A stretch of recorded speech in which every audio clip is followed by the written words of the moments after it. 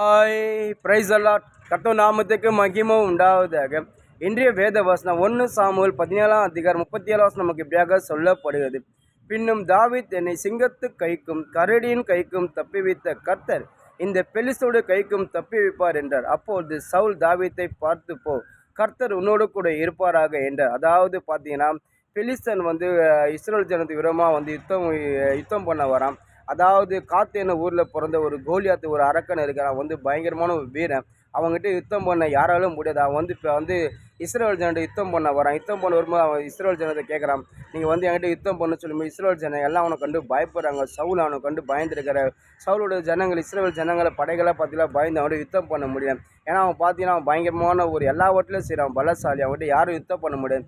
அப்படி இருக்கும்போது இந்த பெலிஸ்தர் இந்த கோலியாத்து அன்னைக்கு இஸ்ரேல் யுத்தம் பண்ண கேட்கும் போது அங்கே இருக்கிற சவுல் எல்லாமே கண்டு பயந்துருந்தாங்க. அப்போது தாவீது பார்த்தீங்கன்னா அவங்க அண்ணன் தாவீதோட அண்ணங்களுக்கு பார்த்தீங்கன்னா அதாவது அந்த யுத்தத்தில் இருக்கிறாங்க. அவங்களுக்கு சாப்பாடு கொண்டு வர்றாரு தாவீது.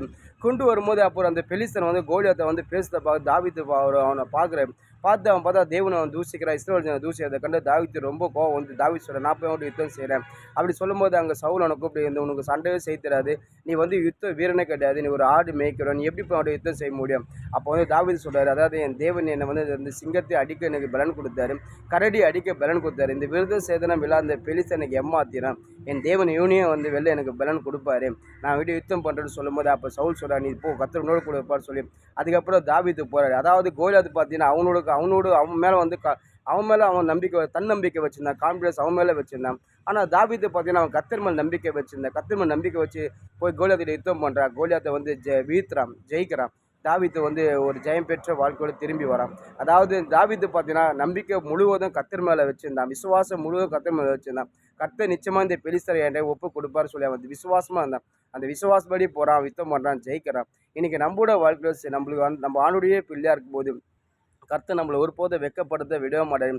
நம்மளுக்கு ரொம்ப எப்படியாப்பட்ட சத்துரு ஏமெல்லாம் சரி, நம்மளுக்கு எப்படியாப்பட்ட பிசாசு ஏமெல்லாம் சரி, நம்ம நிச்சயமாக ஜெயிக்க முடியும். கர்த்தர் நம்மளோட கூட இருக்கிற நம்ம நம்பிக்கை, நம்ம விசுவாசம் நம்ம கர்த்தர் மேலே வைக்கும் போது நம்மளுக்கு விரோதமான சத்துரு நிச்சயமாக நம்ம ஜெயிக்க முடியும். ஏன்னா கர்த்தர் நம்மளுக்கு துணையாக இருக்கிற தேவனை, இந்த வானத்தையே பூமியை படைத்த தேவன் நம்மளோட துணையாக இருக்கிற சர்வ வல்லம் உள்ள தேவன் நம்மளோட துணை. அப்படியாப்பட்ட தேவனுடைய பிள்ளையாக இருக்கும் நம்ம ஒரு நாள் சரி சத்துருவை கண்டு பயப்படக்கூடாது, பிசாசை கண்டு பயப்படக்கூடாது, நம்மளுக்கு ஒரு மனுஷனை கண்டு பயப்படக்கூடாது. நம்ம பயம்லாம் கர்த்தர் மேலே வைக்கணும். நம்ம பயம்லாம் நம்ம கர்த்தர் மேலே வைக்கும்போது கர்த்தர் நிச்சயமாக நமக்கு ஒரு ஜெயத்தை கொடுப்பாரு. இப்போ தாவீது பார்த்தீங்கன்னாக்கா அவன் ஒரு யுத்த வீரனும் கிடையாது. அதை பார்த்தீங்கன்னா ஒரு சிங்கத்தை ஒரு மனுஷனால் அடிக்க முடியாது, அவன் சிங்கத்தை அடிக்கிறான். ஒரு கரடியை ஒரு மனுஷனை அடிக்க முடியாது, அவன் கரடியே அடிக்கிறான். அவன் சொல்கிறான், சிங்கத்தையே அடித்த இந்த கரடியை அடித்த இந்த விருத சேதனம் மேலே இந்த பெலிஸ்தனை ஏமாத்திறான், என் தேவன் சர்வ வல்ல தேவன் என்னோட கூட சொல்லி அவர் யுத்தம் பண்ண போகிறான், ஜெயிக்கிறான். இனி நம்ம ஆரோக்கிய தேவன் அப்படியாப்பட்ட தேவனுங்க. அவர் சர்வ வல்லம் உள்ள தேவன், செங்கல் 2ஆ பிறந்த தேவன். அவரால் கூடாத காரியம் ஒன்றுமே இல்லைங்க. நீங்கள் ஆண்டவருடைய பிள்ளையாக இருக்கும்போது உங்களுக்கு விரமாக எழும்புற சத்துரை கொண்டு பயப்படாதீங்க. உங்களுக்கு ரொம்ப ஒரு மனுஷனை கண்டு பயப்படாது, உங்களுக்கு ரொம்ப பிசாசை கண்டு பயப்படாதீங்க. நீங்கள் எப்படியாப்பட்ட பிசாசனை எதிர்த்து நில்லுங்க. உங்களுக்கு எப்படியாப்பட்ட சத்துருன்னு சரி நீங்கள் எதிர்த்து நில்லுங்க.